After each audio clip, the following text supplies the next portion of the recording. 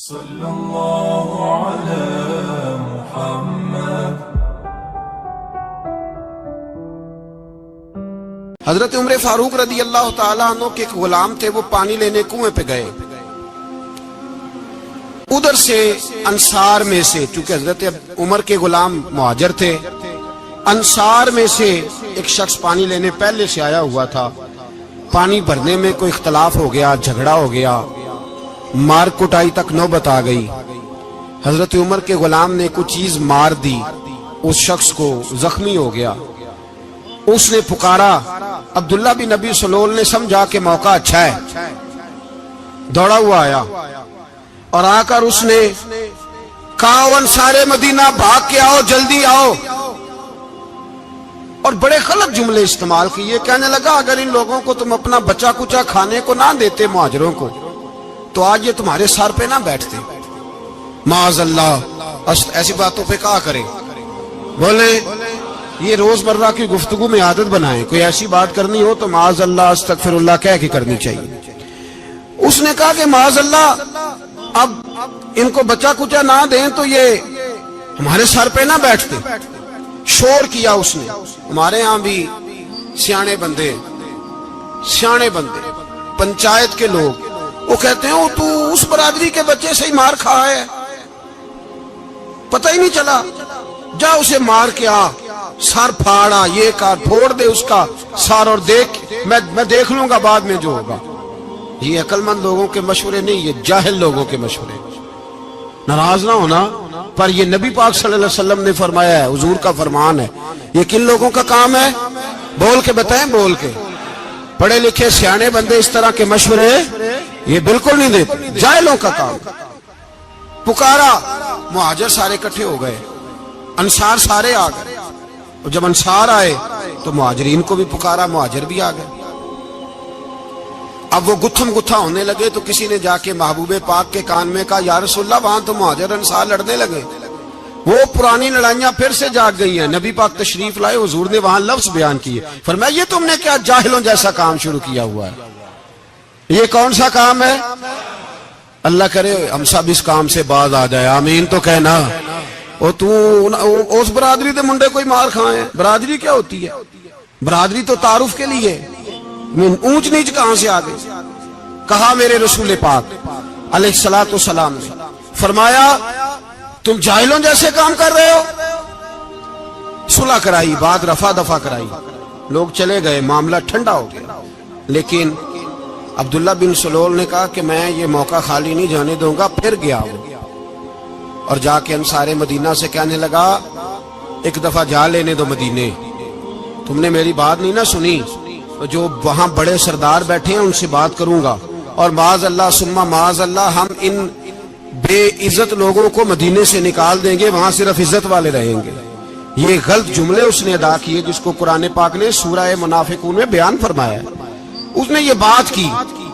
ایک صحابی تھے حضرت زید رضی اللہ تعالیٰ عنہ، وہ سن رہے تھے، آ کے عرض کی، یا رسول اللہ صلی اللہ علیہ وسلم، عبداللہ بن ابی سلول تو اس طرح کہہ رہا ہے کہ مدینے جا کے عزت والے دوسروں کو نکال دیں گے، اور تم اگر اپنا بچہ انہیں نہ دیتے تو معاذ اللہ آج یہ ایسا نہ کرتے۔ حضرت عمر نے بھی سن لیا، حضرت عمر نے بات سن لی، تلوار نکالی اور دوڑے۔ حضور نے بازو پکڑا، فرمایا کدھر جا رہے ہو؟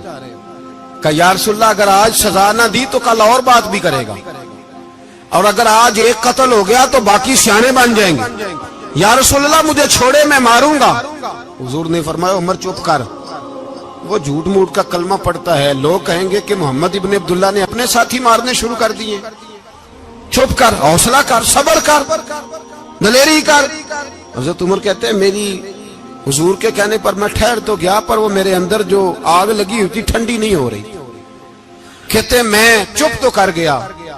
نبی پاک علیہ الصلوۃ والسلام نے پوچھا عبداللہ بن نبی سلول سے، تو نے یہ کہا ہے؟ کہنے لگا حاشا وکلا، میں نے بات ہی نہیں کی۔ ہاں، اب لوگ کہنے لگے کہ زید تو نوجوان ہے، تو یہ بوڑھا آدمی ہے، چلو صحیح کہتا ہوگا۔ حضور بھی خاموش ہو گئے۔ اللہ پاک نے قرآن مجید نازل فرما دیا، فرمایا اللہ نے سن لی ان کی بات جنہوں نے یہ کہا ہے، اور پھر لفظ بڑے حسین ہے، فرمایا یہ کہتے ہم عزت والے ہیں؟ نہیں، وَلِلَّهِ الْعِزَّةُ वले रसूल ही वलिल मोमिनीन, फरमाया इज्जत तो अल्लाह के पास है, अल्लाह के रसूल के पास है, और इज्जत तो मोमिनों के पास है, मोमिनीन के पास इज्जत है। ये कुरान पाक ने सारा मजमून बयान कर दिया कि अब्दुल्ला बिन नबी सलोल गलत कहता है और हजरत ज़ैद सही कहते हैं। हुजूर ने कुछ नहीं फरमाया, जा रहा है काफिला।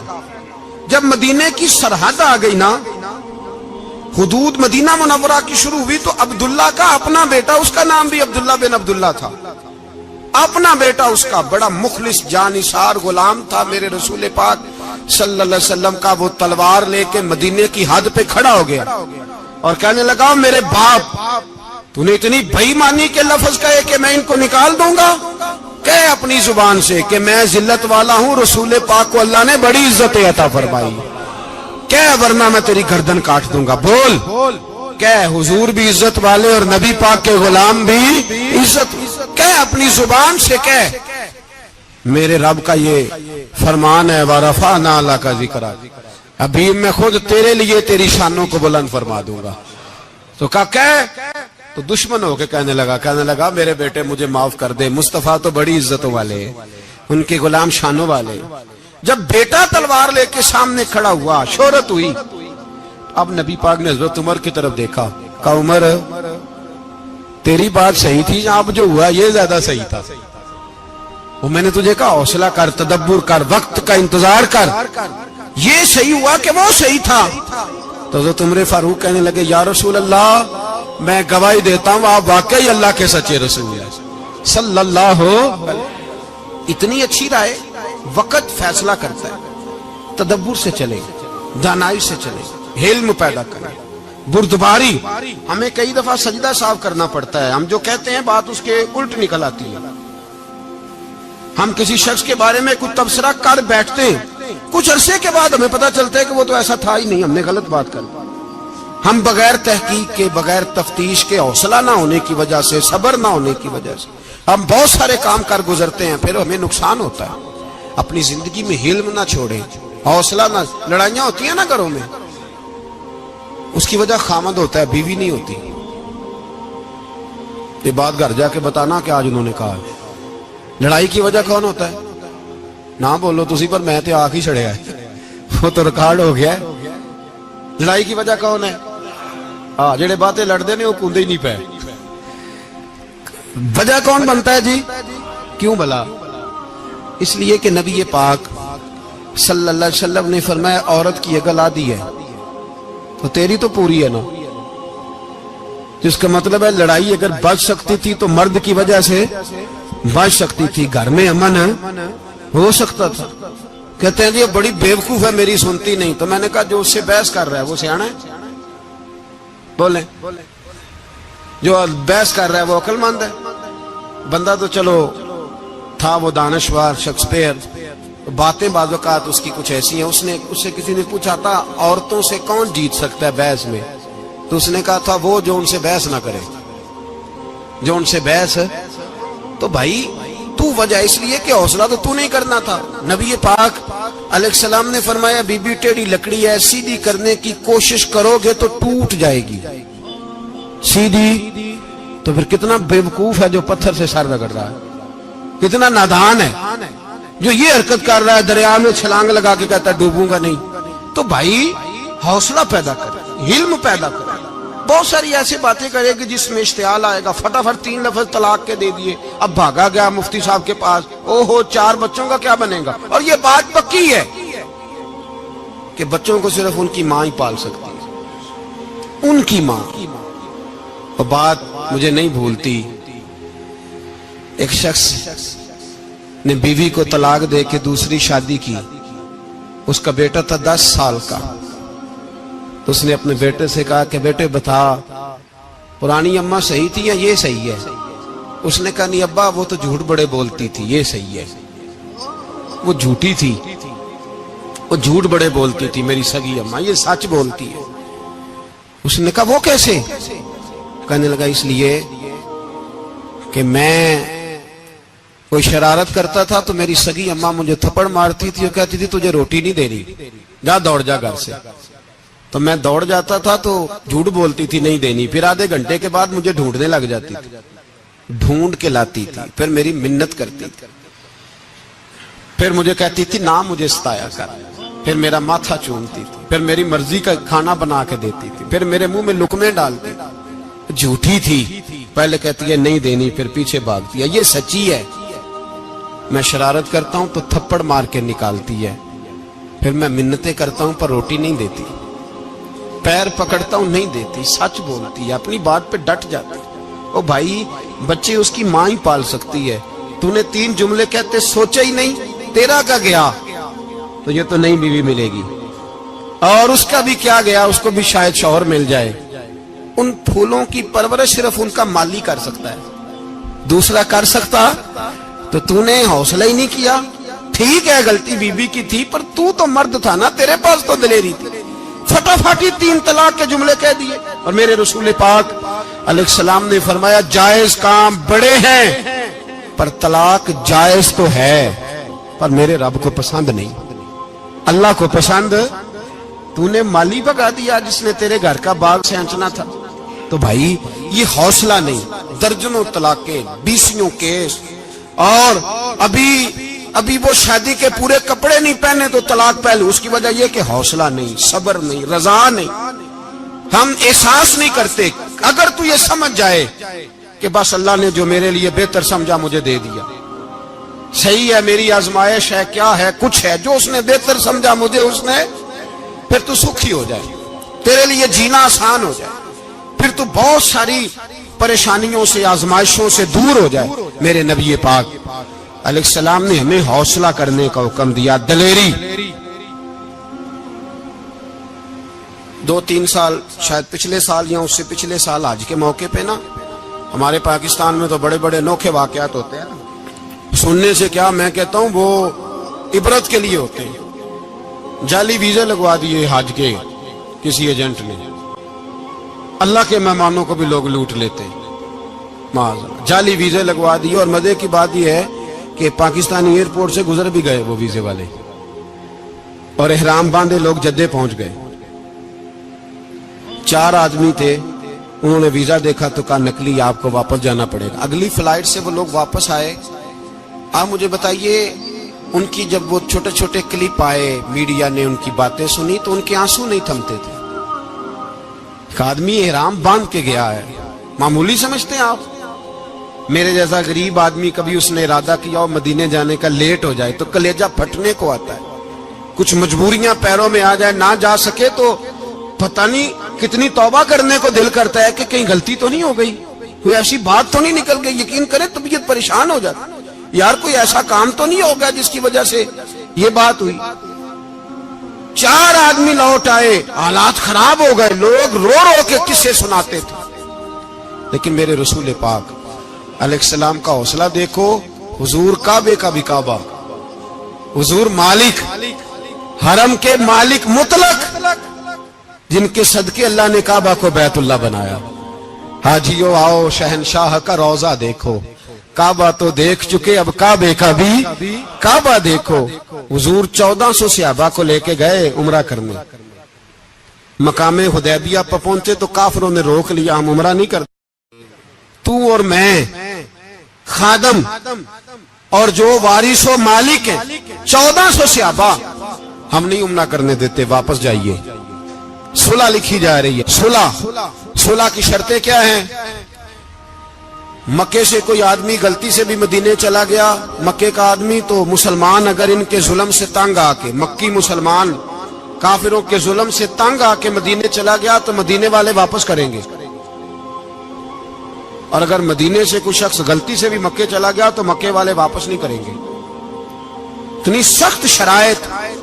हजरत उमर गुस्से से कांपने लगे, सहाबा परेशान है, पर मेरे रसूल पाक ने सब्र दिखाया, हौसला, तदब्बर, ये तदबीर है। सब्र एक बेहतरीन तदबीर है, अगर कोई अपनाए तो बेहतरीन तरीका है।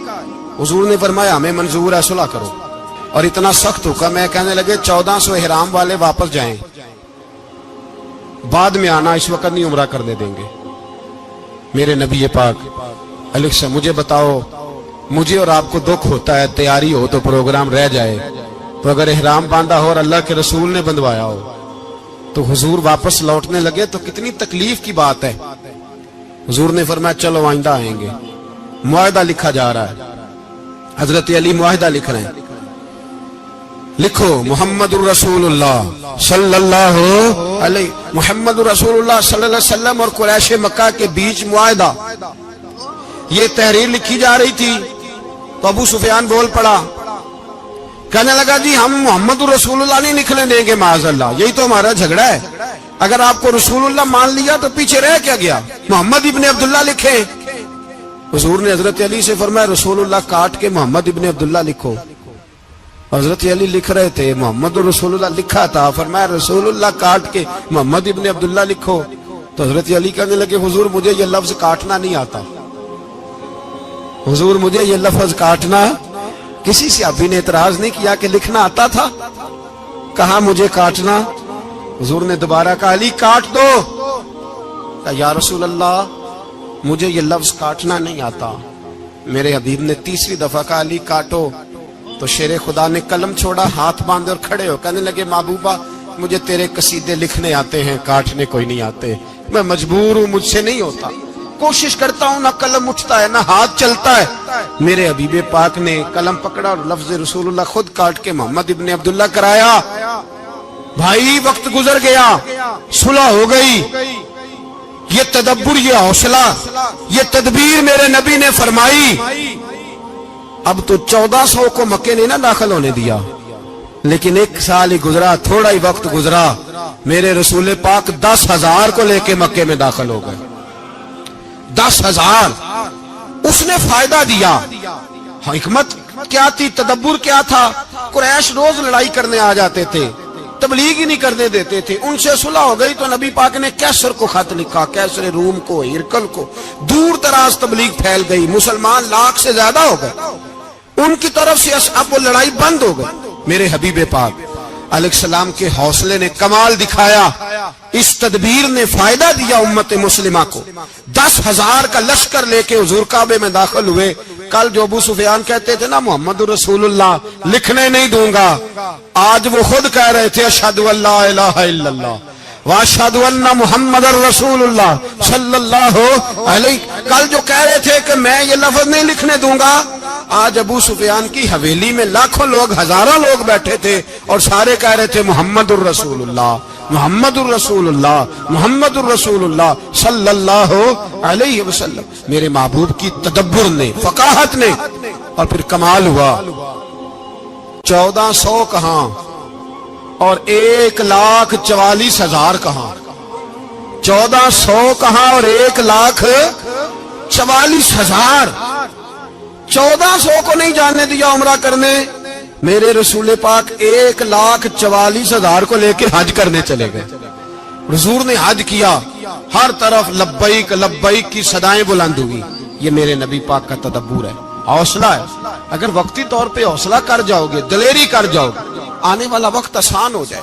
حوصلہ نہیں, صبر نہیں, سکون نہیں, 2-4 باتیں, یہاں تک کہ لوگ ابا جی کی بات برداشت نہیں کرتے, ایسے جملے کہہ دیتے ہیں جو دوبارہ پلٹ کے نہیں آتے. ماں کو لفظ نہیں بولتے, باپ کی روح تک چھلنی کر دیتے ہیں وہ جملے. لیکن لوگ اس وقت حوصلہ کرنے, اور ہم پنجابی لوگوں نے تو گنجائش ہی بڑی دے دی ہے.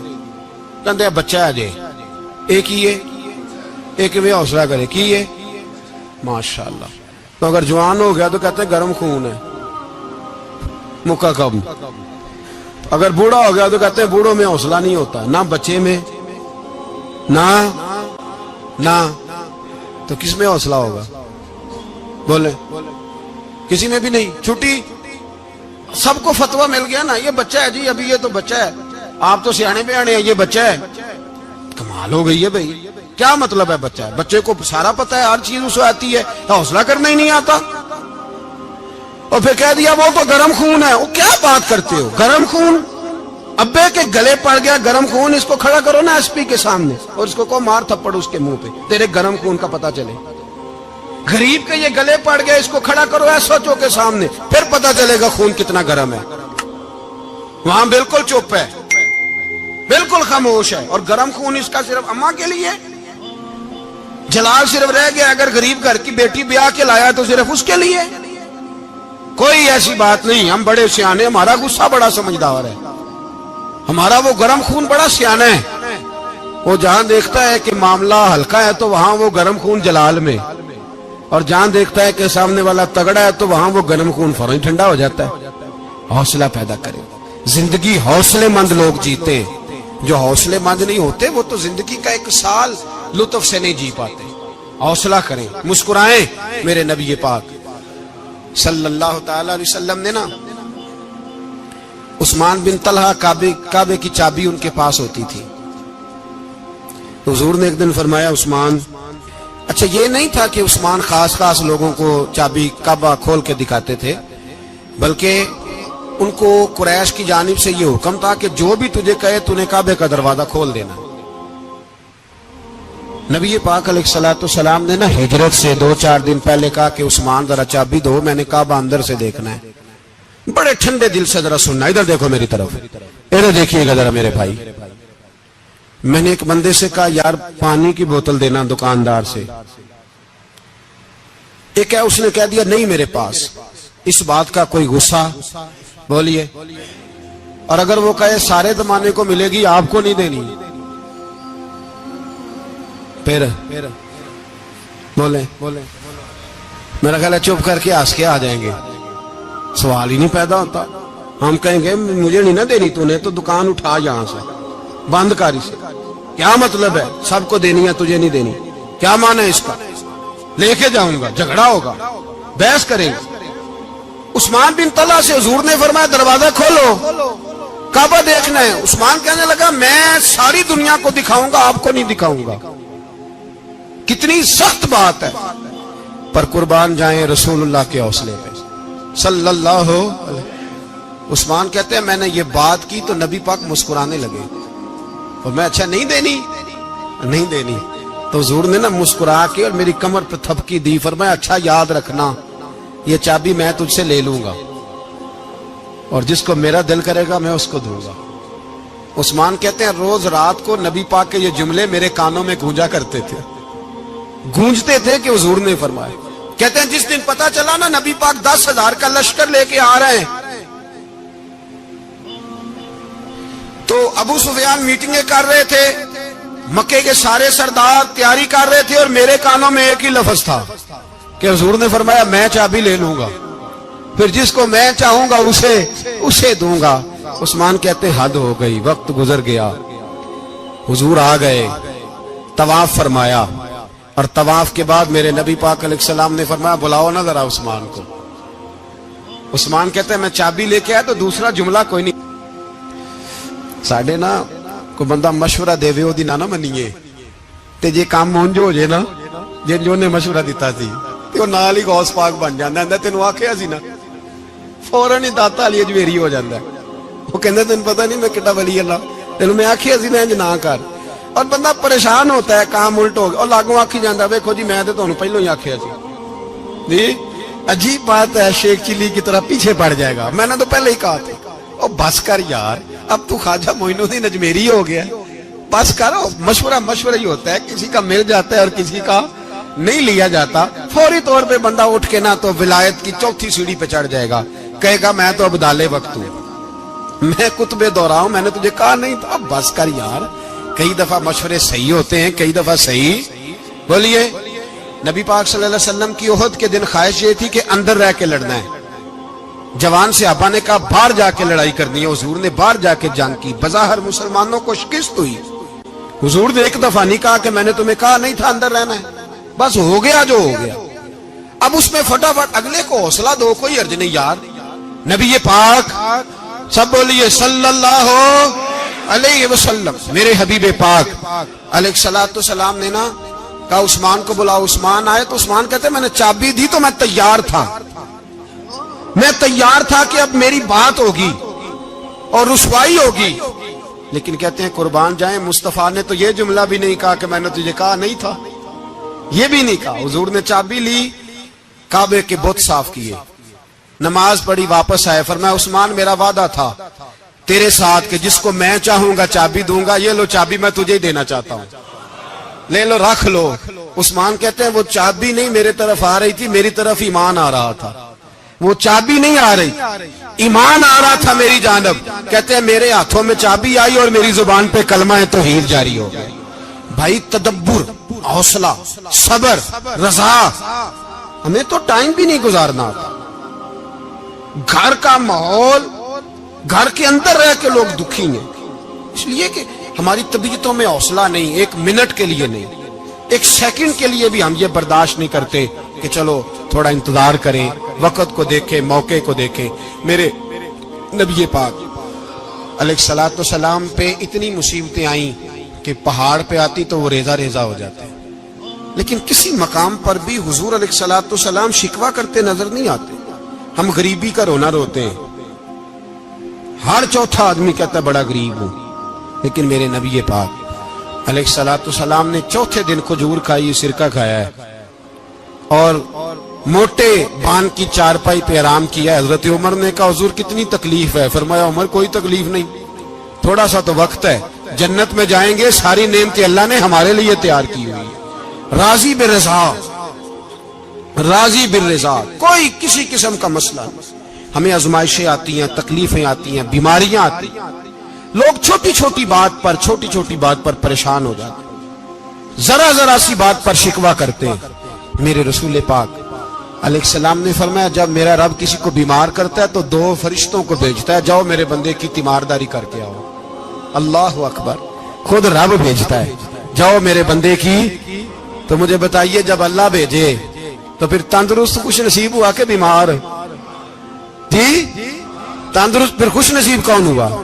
میرے نبی پاک صلی اللہ علیہ وسلم نے فرمایا رب 2 فرشتے بھیجتا ہے, فرماتا ہے پتہ کر کے آؤ میرے بندے کا اس کا کیا حال ہے, حالانکہ اللہ سارے جانتا ہے.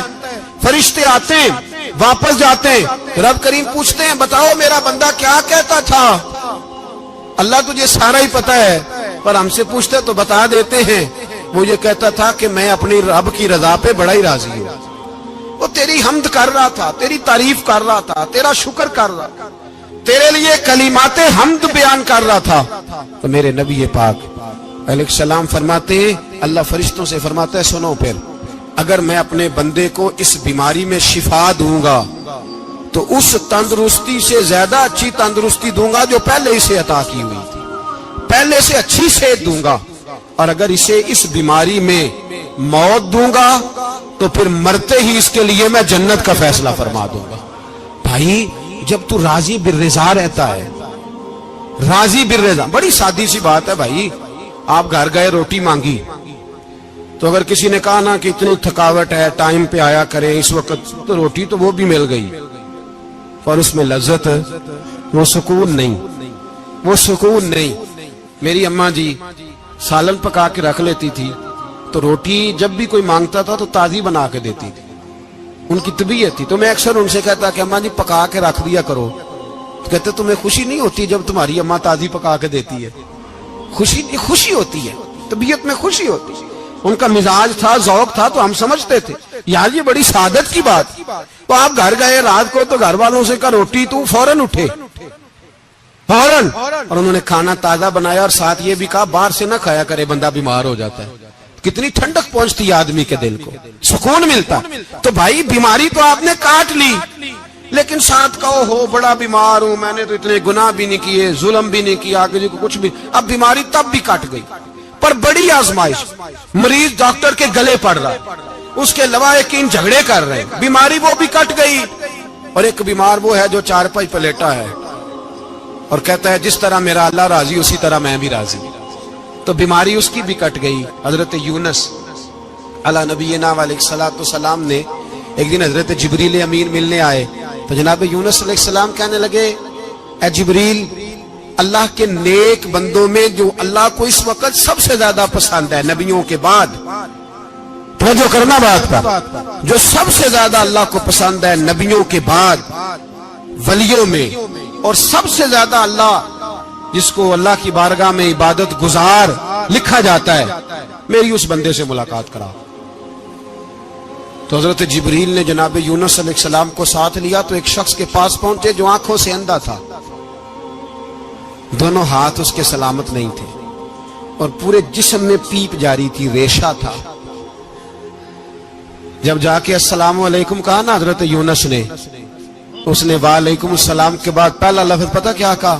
اس نے کہا یا اللہ تیرا شکر ہے، یا اللہ تیرا، آپ بھی ادا کریں اللہ کا شکر، یا اللہ تیرا شکر ہے۔ تو حضرت یونس علیہ السلام کہنے لگے تو شروع سے اس طرح کا ہے، نابینا بھی اور ہاتھوں سے معذور بھی اور سارا جسم شروع سے؟ تو بڑے ہی خوبصورت لفظ اس بیمار نے کہے، کہنے لگے نہیں حضور میں بالکل ٹھیک ٹھاک تھا، جب تک میرے رب نے چاہا کہ یہ دنیا کو دیکھے تو تب تک اس نے مجھے آنکھیں دی، اور جب اس نے چاہا کہ اب اس کا دیکھنا بہتر نہیں تو اس نے واپس لے لی۔ تو یا اللہ تیرا شکر ہے، اللہ تیرا شکر ہے۔ پھر کہا جب تک اس نے چاہا کہ میرے ہاتھ رہے تب تک رہے، جب اس نے چاہا کہ میرے لیے بہتر نہیں تو اس نے لے لیے، تو یا اللہ تیرا شکر ہے۔ جب تک اس نے چاہا کہ میرا جسم صحیح و سلامت رہے تو رہا، اور جب اس نے چاہا کہ میرے لیے بہتر نہیں تو مجھے بیمار کر دیا، تو یا اللہ تیرا شکر ہے۔ تو حضرت یونس علیہ السلام کہنے لگے جبریل واقعہ یہ اللہ کا سب سے زیادہ شکر گزار بندہ ہے، سب سے زیادہ عبادت گزار بندہ ہے، سب سے زیادہ۔ میرے نبی پاک علیہ السلام نے فرمایا مومن ہر حال میں نفع میں ہے، نعمت ملے تو شکر کر کے نفع، مصیبت آئے تو صبر کر کے نفع۔ اپنی زندگی میں تحمل، بردباری، علم پیدا کرے، حوصلہ پیدا کرے۔ ہر آنے جانے والے شخص کے مزاج کے مطابق اسے نہ ملے، اپنا مزاج صحیح رکھے، اپنی طبیعت کے مطابق اپنے ماحول کو برقرار رکھے۔ علم کے ساتھ گزارا کرو گے تو رشتہ داروں سے بھی بنی رہے گی، دوستوں سے بھی بنی رہے گی، ہر ایک سے تعلق رہے گا۔ اور اگر آپ کے اندر یہ حوصلہ نہیں تو پھر سارے معاملات پریشانی کا شکار ہو جائیں گے۔ یہ تو آج کا مضمون تھا۔ ہمیں نا لوگ مشورہ دیتے ہیں، کہتے ہیں پیر صاحب درویشوں کو سیاست کی بات نہیں کرنی چاہیے، دیتے ہیں نا مشورہ لوگ، جی تھوڑا تھوڑا بول دیں، تھوڑا تھوڑا دیتے ہیں نا۔ اگرچہ ہم ان کی بات نہیں مانتے، اس لیے کہ اقبال نے کہا تھا جدا ہو دین سیاست سے تو رہ جاتی ہے چنگیزی، جدا ہو دین سیاست سے تو۔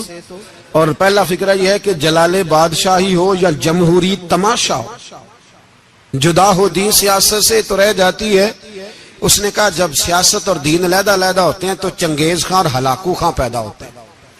سیاست جب تک مسجد کے اندر رہتی ہے تب تک پاک صاف رہتی ہے، وہ گندی ہوتی تب ہے جب مسجد سے نکل جاتی ہے۔ حضرت علی کے زمانے تک مسجد میں رہی، پاک صاف رہی، یزید باہر لے گیا تو گندی ہو گئی، حضرت عمر بن عبدالعزیز دوبارہ مسجد میں لے آئے تو پھر پاک ہو گئی۔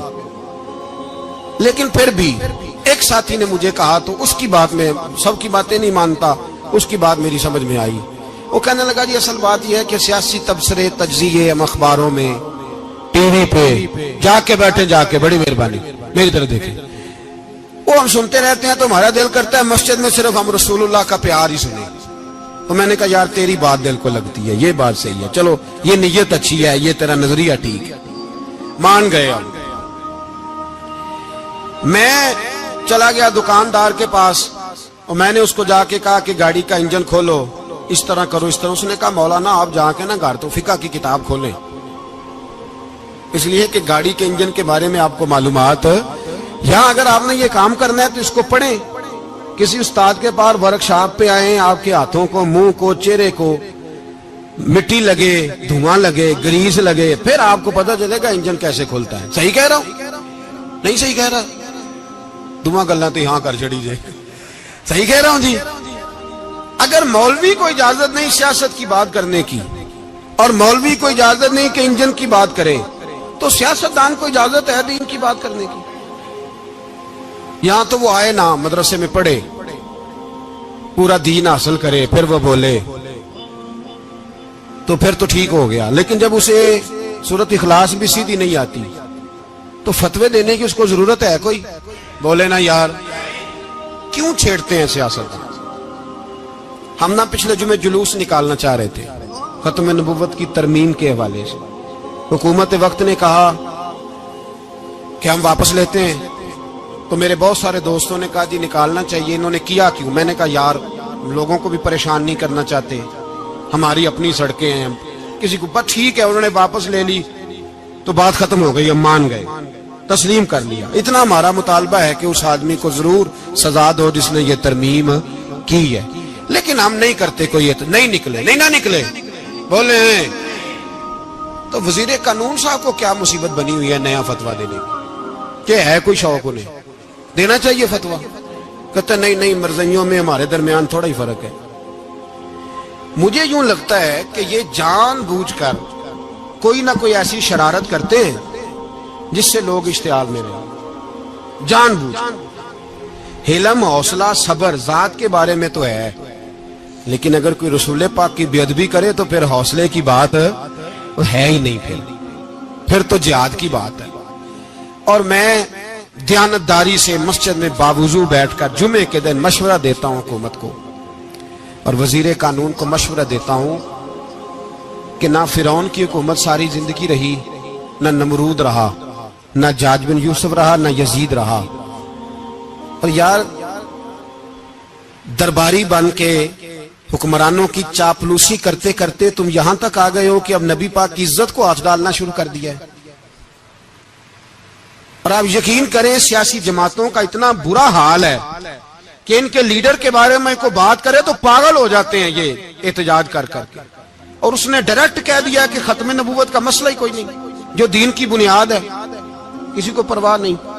مجھے تو ان لوگوں کی فکر ہو رہی ہے جن لوگوں نے انہیں ووٹ دیے ہیں، وہ اللہ کو کیا جواب دیں. اور یہ اللہ ماشاءاللہ ساری سیاسی جماعتیں اس طرح کی. اور میرا وزیر قانون صاحب کو بھی مشورہ ہے کہ زندگی بڑی تھوڑی ہے، بڑی تھوڑی. اللہ سب کو معاف کرتا ہے، اپنے رسول کے غداروں کو معاف نہیں کرتا. اور یہاں تمہاری گاڑیوں پہ جھنڈے لگے ہوئے ہیں، وہاں بھی تمہارے جھنڈے لگیں گے، پر اس لیے لگیں گے کہ یہ غدار ہے ناموس رسالت کے. یہ جھنڈے لگیں گے. شرم کرو اور ڈر جاؤ، بس کر دو. تمہارے منہ میں اب دانت پورے نہیں رہے. کوئی شوگر کا مریض ہے تو کوئی بلڈ پریشر کا، تو کوئی ہارٹ کا، تو کوئی کینسر کا. شرم کرو اور اپنی قبر کی بھی تھوڑی سی فکر کرو. بتاؤ پاکستان کے کتنے صدر گزرے، وزیر اعظم گزرے، تو ان کی قبریں کہاں ہیں؟ کوئی جاتا ہے ان کی قبروں پہ؟ کسی کو خبر ہے؟ کیوں اپنے لیے جہنم کٹھی کرتے؟ سارا کچھ دنیا داری رہ گئی ہے، سارا کچھ صرف یہی رہ گیا. حضرت ابو بکر سردار تھے، حضرت عمر سردار تھے قبیلے، حضرت عثمان سردار تھے. انہوں نے سرداریوں کو ٹھوکر مار کے رسول اللہ کے قدموں میں بیٹھنا پسند کی. سرداریاں چھوڑ کے غلام بن گئے.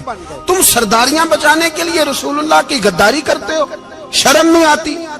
اور قوم شکوہ ہے مجھے ان لوگوں سے جو مولوی تو کہہ دیتے ہیں تو سیاست نکار، اور کسی سیاستدان کو منع نہیں کرتے کہ جب تجھے سورت فاتحہ بھی نہیں آتی تو تجھے کس نے اجازت دی ہے اتنی بڑی بات. اور میں نے پچھلے سے پچھلے جمعے بھی کہا تھا، پھر کہتا ہوں اور آن دی ریکارڈ کہتا ہوں، مرزائی کل بھی کافر تھے، آج بھی کافر، اور قیامت تک. اور جو ان کے کفر میں شک کرے وہ بھی، اور پکا بے ایمان ہے، کافر ہے. وہ وزیر قانون ہو یا صوبائی ہو یا وفاقی ہو، من شک فی کفر ہی فقط کفر. جو مرزائی کے کفر میں شک کرے وہ بھی کافر ہے. ہمارے رسول آخری رسول ہے. ہم کسی کو یہ اجازت نہیں دیں گے کہ وہ ختم نبوت میں رکھڑا ڈالنے کی کوشش کرے. ہم کسی کو یہ اجازت ہے. اور تم نے قوم کو لوٹا، لوٹتے رہو. اب ایمان پہ ڈاکے تو نہ ڈالو. تمہیں دولت لوٹ کے پیٹ نہیں بھرا، اب ایمان لوٹنا شروع کر لیا ہے. تمہارا فیکٹریاں لوٹ کر، قومی خزانہ لوٹ کر پیٹ نہیں بھرا. بھائی مانو اب دین بیچ کر اپنی حکومتیں پکی کرو گے. اور وہ لوگ بھی تیار ہو جائیں جو ان بھائی مانوں کو منتخب کرتے ہیں، ان سے بھی سوال کرے گا ختم نبوت کا موضوع قیامت کے دن کہ تم بتاؤ. ان کو سپورٹ کرتے تھے جو رسول اللہ صلی اللہ علیہ وسلم کے بعد بھی کسی نبی کو نبی ماننا درست جانتے تھے. شرم آنی چاہیے، خیال ہونا چاہیے. اور میں نے کہا کہ ہمارا دل نہیں چاہتا، آپ یقین کریں. ہمیں شوق ہے جلوس نکالنے کا، تمہارے خلاف باتیں کرنے کا.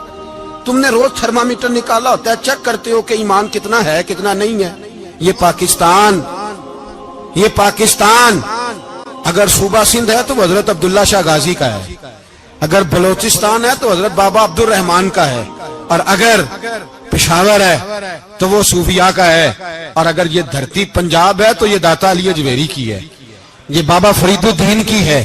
اس میں کسی غدار کو قبضہ کرنے کی اجازت بالکل نہیں ملے گی. اور ہم وہ لوگ بھی نہیں جو چپ کر کے اندر سوتے رہیں، قوم جو کرتی ہے کرتی رہے، ہمیں پرواہ نہیں. نا ایسی کوئی بات نہیں. کوئی بندہ نہ سمجھے کہ انہیں ہوش نہیں, انہیں پتا نہیں, ہمیں سارا کچھ ہی آتا ہے. پھر اگر کل کو کوئی ممتاز قادری پیدا ہو گیا تو شکوہ نہ کرنا. کل کو کوئی پھر سے عامر چیمہ نکل آیا تو شکایت نہ کرنا, یاد رکھنا.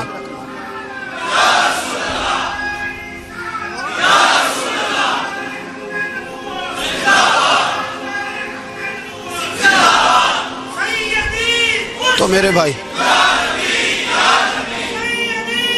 کھل کے بولے یا نبی رسول کے صلی اللہ. تو یہ مشورہ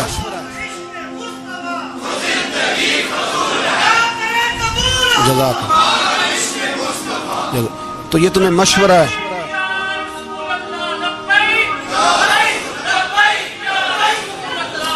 میری بات سنی, یاد رکھے, یہ لوگ بعد میں پچھتاتے ہیں, پھر مناظرے کراتے پھرتے ہیں اس نے صحیح کیا کہ غلط کیا, پھر انہیں ہوش آتی ہے بعد میں, پھر ان کے ہواری نکل نکل کے میدانوں میں دلیلیں دیتے ہیں. اس لیے ہمارا مشورہ ہے انہیں کہ یہ اپنی حد میں رہیں, اور جو کام تمہارے ذمہ, میں نے کہا نا تم نے بڑا لوٹا, یہ قوم روز تمہیں موقع دیتی ہے لوٹنے کا, یہ موقع دیتی ہے, تو تم نے دولت لوٹ کے پیٹ نہیں بھرے, اب ایمان لوٹنے کے چکر میں آ گئے ہو. یاد رکھو مسلمان گناہگار ہیں, غدار نہیں ہیں. تمہیں دولت لوٹنے کا تو شاید موقع مل گیا ہے, پر ایمان لوٹنے کا موقع نہیں ملے گا. تو اس لیے اس کو لگام دو. اور ویسے بھی کتا جو پالتو ہوتا ہے نا, اس کو گھر کے اندر سنگلی سے باندھ کے رکھنا چاہیے.